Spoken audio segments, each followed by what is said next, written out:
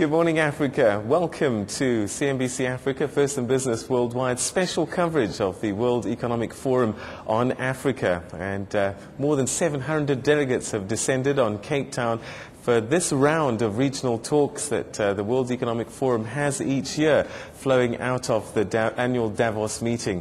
And to talk to us a little bit about this particular forum, we're now joined by the head of Africa at the World Economic Forum, Mr. Haiko Alfeld. Thank you very much for joining us on the program. Thanks for having me. It's good to have you guys around.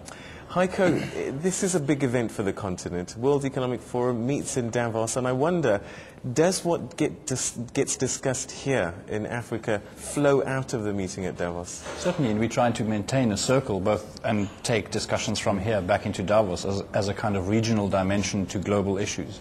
But certainly our agenda is developed not only in Davos. A lot of discussions do emanate from there. This year, the best example is probably climate change.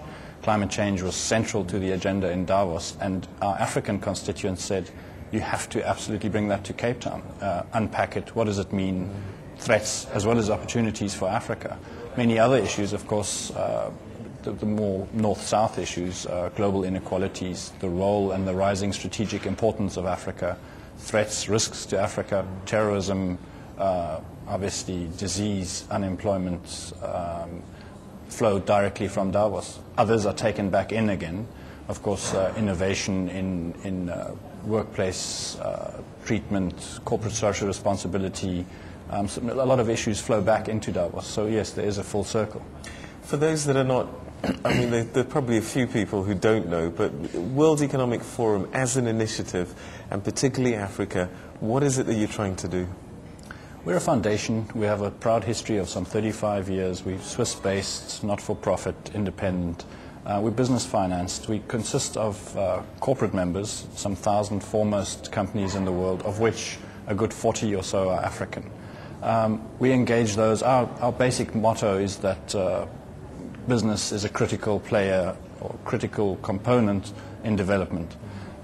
So on the African continent, we engage business in support of African-led initiatives. We've made a modest contribution in past years, galvanizing a business contribution, a business commitment to contribute to the NEPAD. More recently, galvanized in 2005, a strong business call of support in support of the Gleneagles Agreement of the Commission for Africa. We've started from a modest beginning. This is our 17th, so we have a long track record, but really started on a South African base in the early 90s.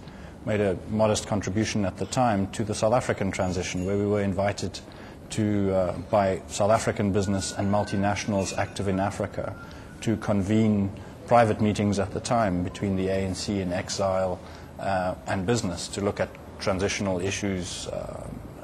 We did that in Geneva, moved down here in the early 90s, looked at South African issues.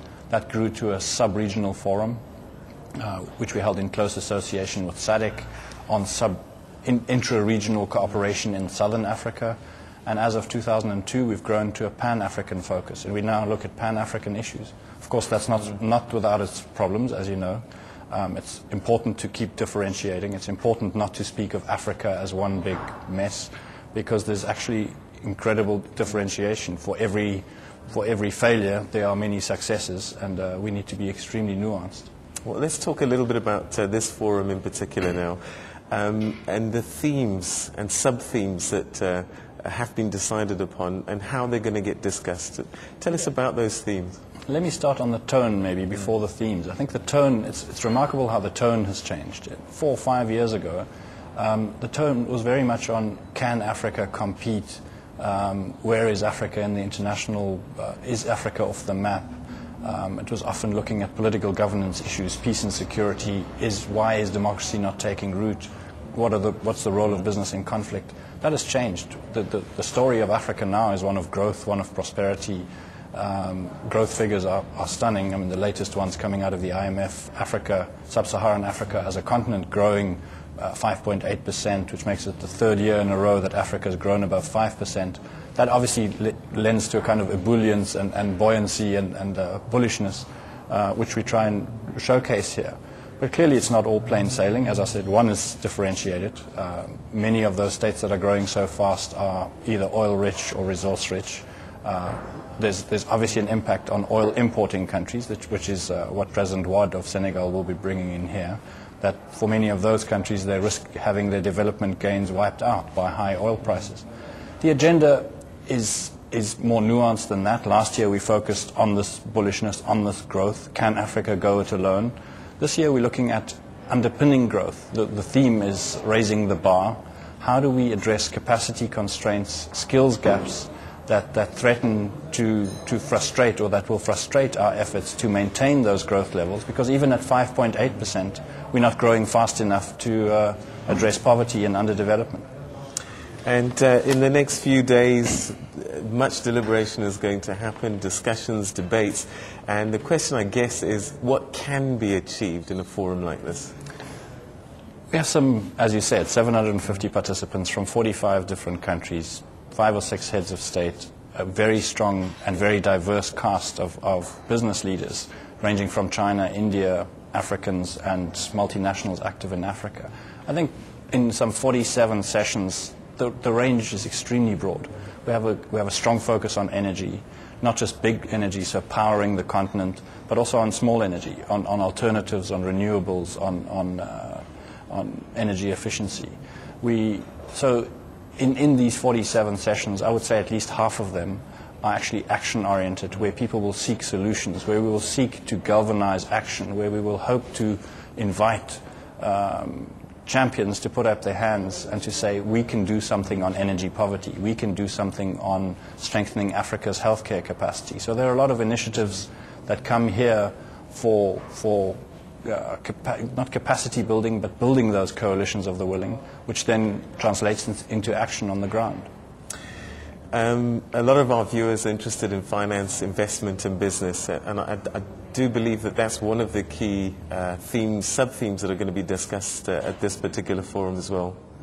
Yes, and a big chunk of our participation is from the financial services sector, from retail banking and the insurance sector. So yes, we have a strong pillar on financing for development.